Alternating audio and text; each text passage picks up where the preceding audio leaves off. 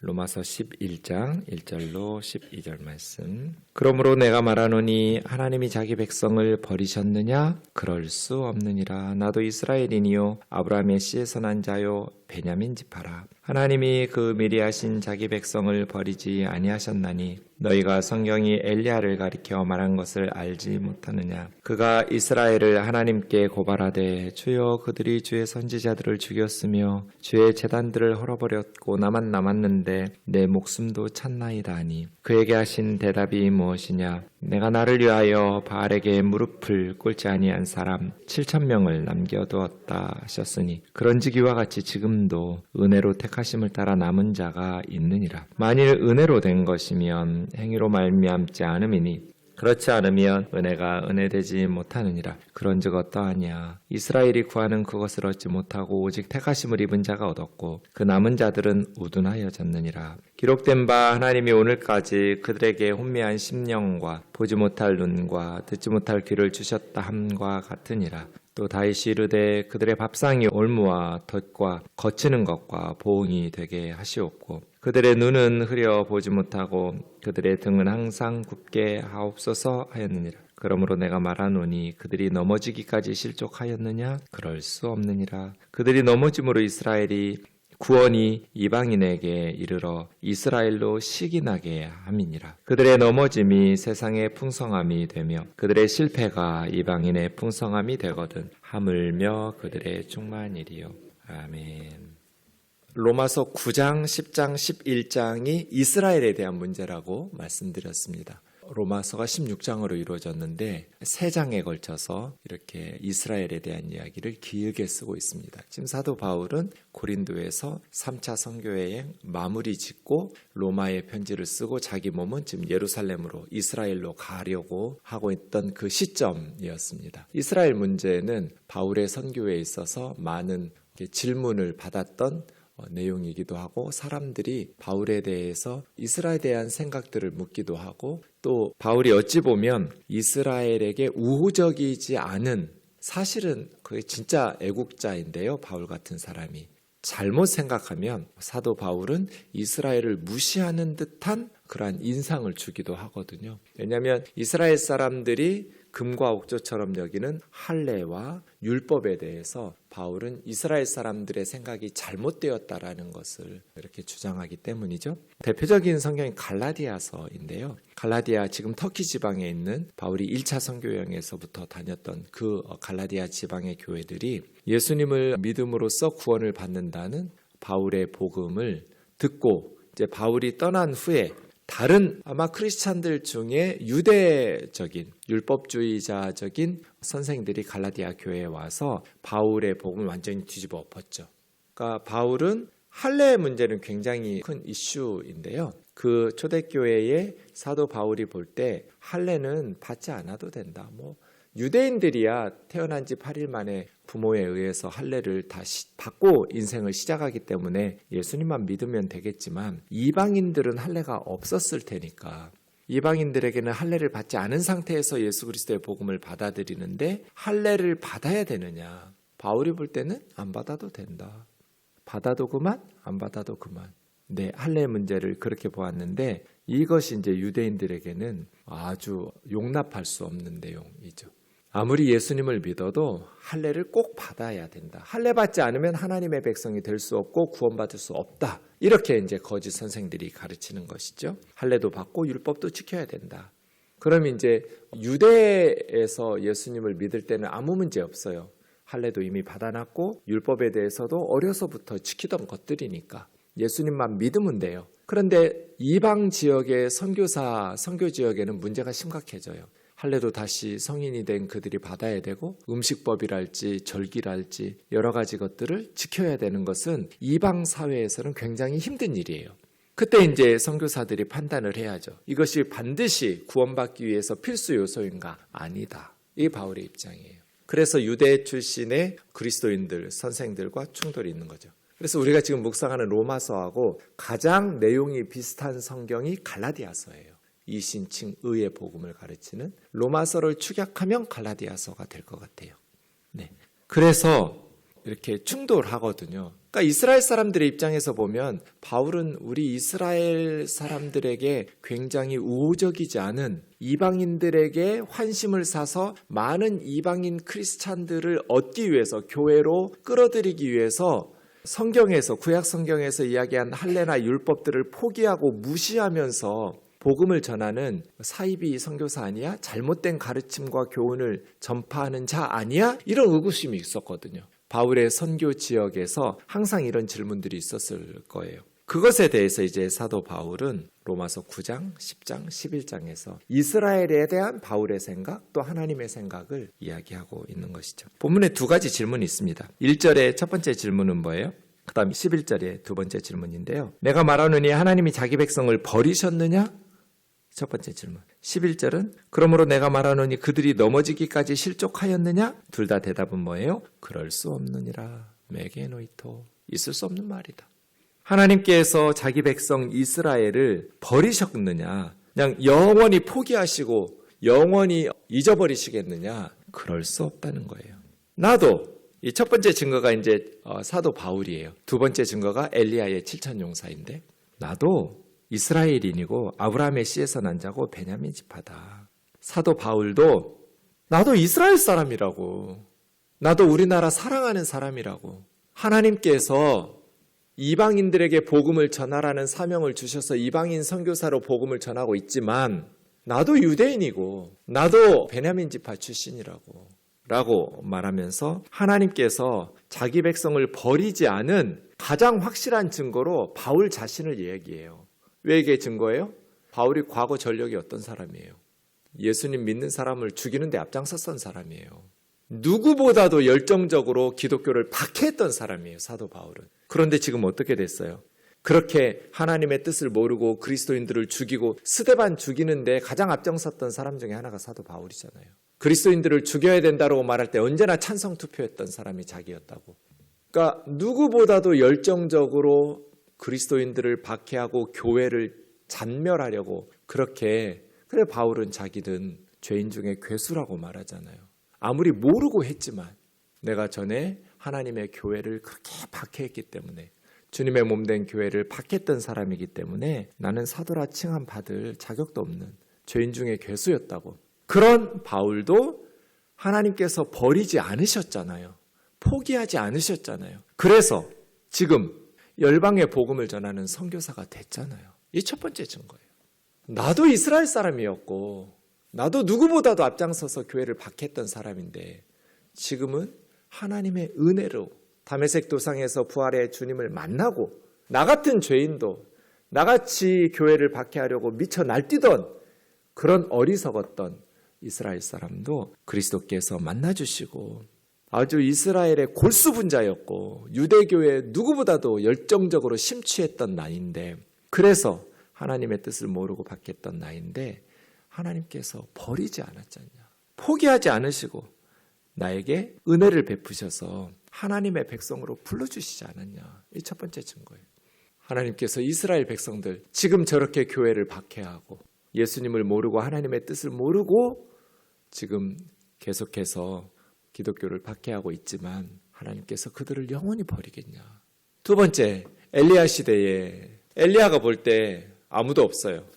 북이스라엘의 아합 왕, 그의 아버지가 오므리인데요. 그 오므리 때 굉장히 정치적으로 안정되어 있어요. 여러분 역사서를 읽을 때 정치가 안정되었는지 아닌지를 보려면 왕의 통치 기간을 보면 돼요.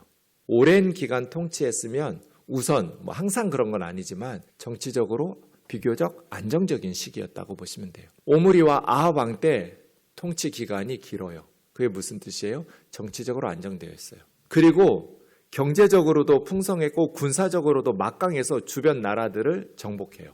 그러니까 아합과 이세벨인데요. 아합의 아버지 오므리는 굉장히 하나님의 은혜를 많이 받았던 시대예요. 근데 이 오므리가 어리석은 선택을 해요. 여러분 우리가 인생을 살면서 중요한 선택을 해야 될 순간들이 있잖아요. 그 중에 하나가 뭐예요? 결혼이에요.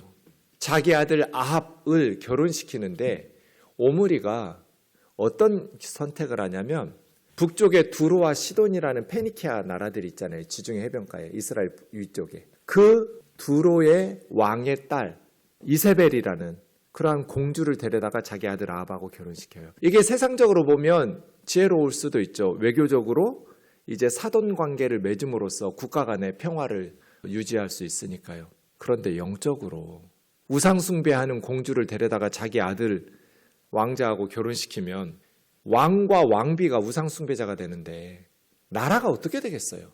이것이 오므리의 어리석은 선택이에요.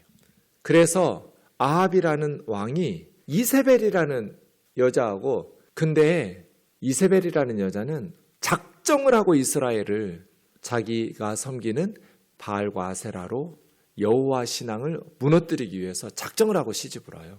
되게 아합을 보면 되게 물러 터진 사람이거든요. 남편이 그냥 물으니까 남편을 딱 잡고 치고 흔들어요, 이세벨이. 그래서 여호와 하나님을 섬기는 선지자들을 다 죽여요.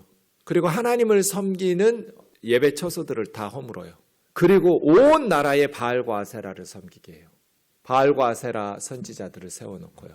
이스라엘이 가장 영적으로 어두웠을 때, 근데 참 그 시대가 영적으로 어두우면 하나님께서 가장 능력 있는 주의 종들을 세워요.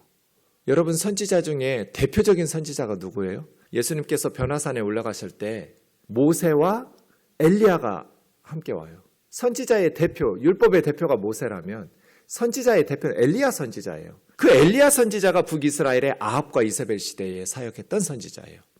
엘리야와 엘리사 선지자. 가장 탁월한, 능력 있는 많은 기적들이 이루어졌던 그러한 선지자들을 하나님께서 그 시대 백성들을 위해서 선물로 주시죠. 그 엘리야 선지자가 하나님 앞에 말하는 거예요. 하나님, 저 아합과 이세벨이 여호와 하나님을 섬기는 선지자들 다 죽이고 이제 나 혼자 남았다고. 엘리야 선지자가 볼 때는 자기 혼자 남은 것 같아요. 그때 하나님 뭐라고 말씀하셨느냐는 거예요. 4절이죠. 내가 나를 위하여 바알에게 무릎 꿇지 아니한 사람 7천을 남겨두었다. 그래서 5절로 가는 거예요. 지금도 은혜로 택하심을 따라 바알에게 무릎 꿇지 않은 7천 명을 하나님께서 이스라엘에 남겨두었을 것이다. 저는 이 약속을 믿어요. 이 역사의 주인이신 하나님을 신뢰해요. 저 북한에 동양의 예루살렘이라고 1903년 원산에 대부흥운동이 있었고 1907년 평양에 대부흥운동이 있었어요. 동방에 예루살렘이라고 선교사들이 선교 편지를 보냈어요. 엄청난 부흥운동이 일어났어요. 그런데 공산화되었어요. 공산화되면서 예수 믿는 죄가 가장 큰 죄예요. 그래서 수많은 교회들을 다 허물어뜨리고 또 수많은 목회자들과 그리스도인들을 다 가두고 죽이고 그렇게 70년이 지났어요.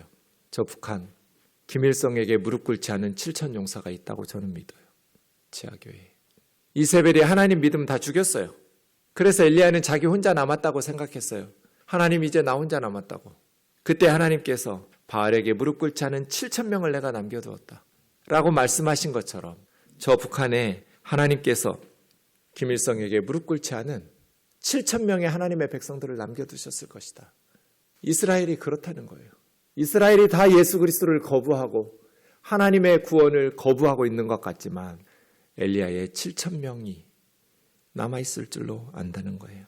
그래서 하나님께서 이스라엘을 포기하지 않으셨다는 증거예요. 그들을 통해서 하나님께서 이스라엘을 회복시키실 것이다. 9절 말씀에 보시면 다윗의 말을 인용하면서 그들의 밥상이 올무와 덫이 되고 밥상. 왜 사람들이 하나님을 거부하고 하나님의 뜻을 거스를까요? 왜 아합과 이세벨은 우상 숭배자가 되었을까요? 왜 이스라엘 백성들은 여호와 하나님을 버리고 우상 숭배에 무릎 꿇었을까요? 밥상 때문이에요. 밥상. 밥상이 올무가 됐다. 이게 뭐예요? 경제. 왜 오므리가 자기 아들 아합을 우상 숭배자의 딸을 데려다가 며느리 삼아서 결혼시켰을까요? 밥상 때문이잖아요. 이 세상 사람들이 왜 하나님의 말씀대로 살지 않을까요? 왜 하나님의 뜻을 거스르고 우상 숭배에 빠지고 죄에 빠질까요? 밥상 때문이에요. 돈 때문이에요. 그래서 그 밥상이 올무가 되는 거예요. 평생 돈의 노예가 되어서 사는 사람들. 그들의 눈은 흐려보지 못하고 그들의 등은 항상 굽게 하옵소서. 두 번째 질문 11절이에요. 그러면 그들이 영원히 넘어지기까지 실족하겠느냐? 완전히 자빠져서 이제는 다시 일어설 수 없을 정도로 이스라엘은 실패했겠는가? 실족하겠는가? 그럴 수 없느니라. 그럼 이스라엘이 왜 지금 예수 그리스도를 거부하냐? 이스라엘이 하나님의 뜻을 저버림으로 이스라엘이 넘어짐으로 구원이 이방인에게 이르러 이스라엘로 식인하게 하려 함이라. 사도행전에 보면 이스라엘이 복음을 받아들이지 않아서, 유대인들이 복음을 받아들이지 않아서 선교사들이 이방인에게 간다는 표현이 4번 나와요. 사도행전에만. 예를 들어서 사도행전 13장 46절에 바울과 바나바가 담대히 말하여 이르기를 하나님의 말씀을 마땅히 먼저 너희에게 전할 것이로되 너희가 버리고 영생 얻음에 합당치 않은 자로 자처하기로 우리가 이방인에게로 향하노라. 유대인들에게 한 말이에요. 어느 곳에든지 유대인 회당에 가서 안식일에 예배하면서 선교사들이 복음 전했어요. 회당은 유대인들이 주요 멤버들이죠. 복음을 전하는데 유대인들이 복음을 받아들이지 않아요. 이방인들은 받아들이는. 그래서 선교사들이 말하는 거예요. 바울이 마땅히 먼저 너희에게 복음을 전해야 되는데 너희가 구원받기를 합당한 자로 여기지 않기로 스스로 자처해서 우리는 이 복음을 들고 이방인에게로 향하노라. 이런 표현이 4번이나 나와요. 사도행전에만. 유대인들이 먼저 복음 전함을, 먼저는 유대인에게요 또한 헬라인에게로다잖아요. 그런데 유대인들이 받아들이지 않아요. 그럼 선교사들이 어떻게 해요? 이방인들에게로 향하는 것이죠. 유대인들이 넘어짐으로 이방인들이 더 빨리 복음을 받아들이게 되었어요. 이방인들에게 더 복음이 빨리 전파되었어요. 선교사들이 유대인들에게 복음을 전하고 노력했어. 가는 곳마다. 근데 유대인들이 받아들이질 않아요. 그래서 유대인들이 시기나게 하려 함이라. 왜요? 복음을 받아들인 이방인들이 하나님의 복을 받으니까요. 그들의 넘어짐이, 유대인들의 넘어짐이 세상의 풍성함이 되었으며 그들의 실패가 이방인의 풍성함이 되었거든 하물며 그들의 충만함이리요. 맞죠? 유대인들이 그렇게 넘어지고 실패했어도 이방인들이 은혜를 누렸는데 유대인들이 복음을 받아들이면서 성공적으로 선교가 유대인 사회에 이루어지면 이방인들은 훨씬 더 영적인 풍성함들을 누리겠죠. 12제자가 다 유대인이고 사도 바울도 유대인인데 세상에 복음을 전해주었던 사람들이 다 유대인이잖아요. 초대교회에서는. 그들이 다 복음을 받아들였으면 얼마나 더 세상이 영적으로 부유해졌을 거예요. 제가 제일 좋아하는 성경학자 요아킴 예레미야스라는 학자예요. 요아킴 예레미야스는 이름에서 알 수 있지만 독일 사람인데 유대인이에요. 근데 제가 수많은 성경학자들 책들을 읽었고 접했을 거잖아요. 달라요. 요아킴 예레미야스는 유대인이니까요. 다른 미국 사람들, 유럽의 신학자들은 이스라엘 사람 아니잖아요.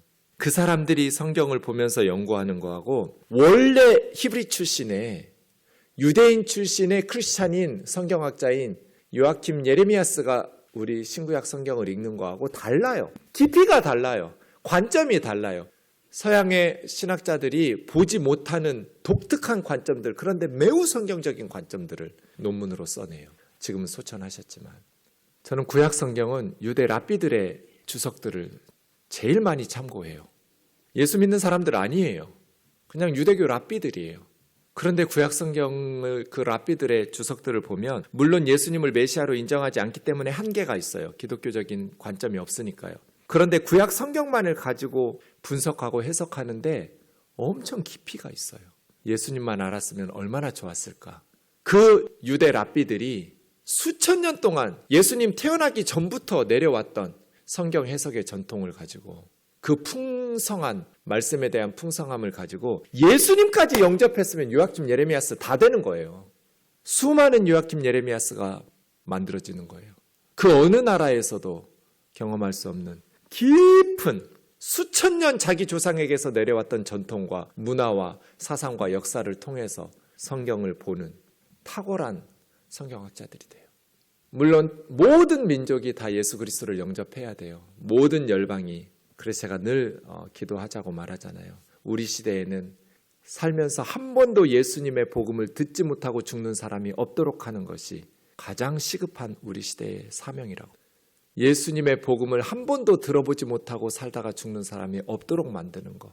온 열방의 모든 사람에게 복음을 전해야 돼요. 그러나 우리는 이스라엘을 포기하면 안 돼요. 이스라엘이 하나님께로 돌아올 때 온 열방이 영적으로 얼마나 풍성해질지 우리는 그 풍성함을 짐작할 수도 없어요.